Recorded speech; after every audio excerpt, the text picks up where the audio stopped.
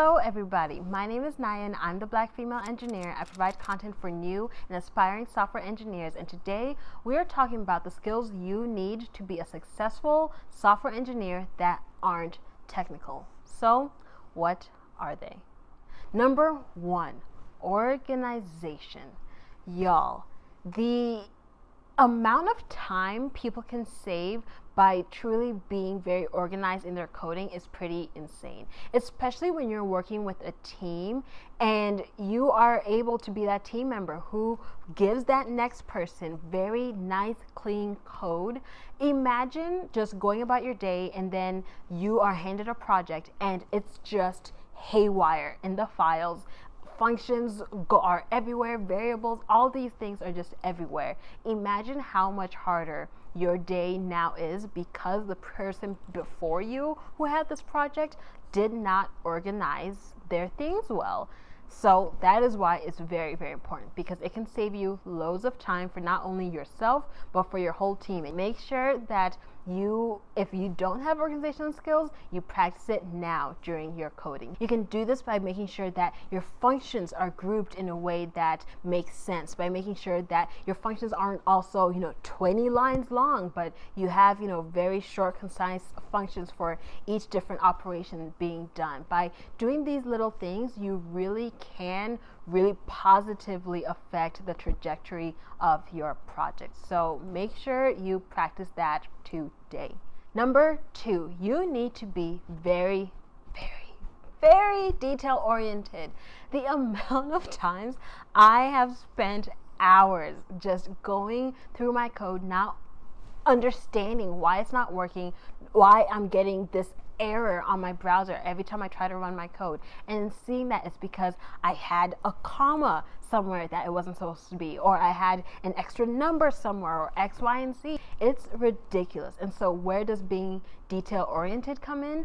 Well, not necessarily for what you would think for not creating those errors, but for finding them when they occur. If you're able to really clearly go through things with a fine-tooth comb, that's gonna be great for error handling, because errors are gonna happen. And so this isn't even about like, oh, you won't get these errors. And by being detail oriented, odds are you will, contract less errors, but it's really more for once the errors come, you are able to really swiftly go through your code with a fine-tooth comb and find, boom, there's a comma, and then taking it out, and then boom, your code works, your project is up, and it's ready to launch. And so really making sure that you can have that eye and not just peruse through and miss all these little tiny little details spattered all over, your code and everything, your files. It really, really can make all the difference for you and your team. To practice this, first thing you really need to make sure to do is, once you get that error, look up where that error is. What line is being spit out at you as, sorry, this line, it's not working for us and everything. It's not always right. The line that your computer says is the problem, but by being able to first look at that and then see what type of error it is, and going from there, it can very much assist in that error handling process. And so really make sure that you don't just go straight away from, oh, my code isn't working, to now let me try to figure out what my code is and changing all these things without ever looking at where your computer says your code is and why your code is. So really make sure you practice those things.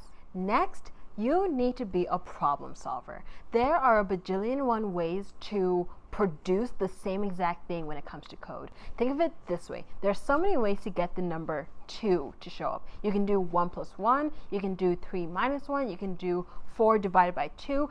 Same with your coding. There are so many ways to get the same answer, to get the same result, to get the same thing to pop up. So you need to be able to, when something doesn't work, be able to say, okay, let's try this way, and then that doesn't work, okay, let's try this way. And just being able to fix your mind in a certain way where it can think of things in completely different ways and figure out different approaches to a problem in order to get the answer is pertinent to the role. Seriously, it is so important being able to think creatively in order to find the right approach, be a problem solver, and really just look at this as a puzzle that you need to just put together. It really will assist in the whole development process, seeing this as more of a puzzle rather than, you not being able to get the answer. And so, yeah, be a problem solver. And so that actually goes into our next point, which is be patient. Be patient specifically with yourself.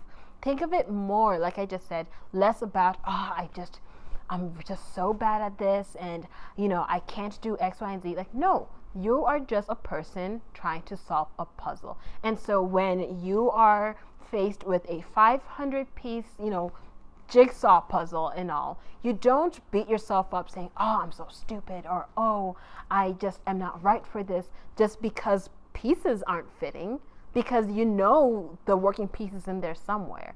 And so think of this the same way, like, okay, this did not work, that is okay. We have all of these other pieces that we can try to make it work. I just need to get there. And so making sure that you're patient with yourself and are really maintaining that positive attitude will seriously get you farther in this process, in this journey, because you are not, putting yourself down. You don't, who would want to go to a job that they constantly felt stupid, that they constantly felt like they weren't good enough?